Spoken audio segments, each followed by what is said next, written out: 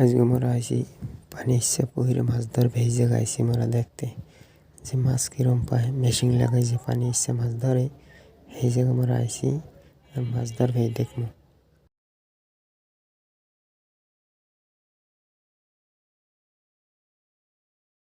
গ্রাম্য মাছ ধরা দেখতে একটা আনন্দই অন্যরকম।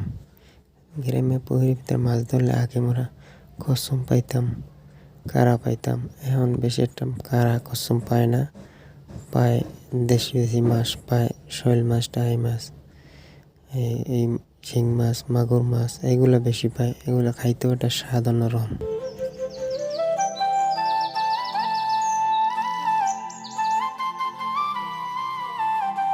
গ্রাম্য পুকুরে মাছ ধরলে এর ভিতরে পেরি আর পেরি পেরি বোঝাই। ওই দেখেন ছোট পোলাটা এককাল কোমর সমান হয়ে গেছে পেরি, ওই ভিতরে আটবে কেমনে আর মাছ ধরবে কেমনে, কি অবস্থা। দেশের অবস্থা এরকম।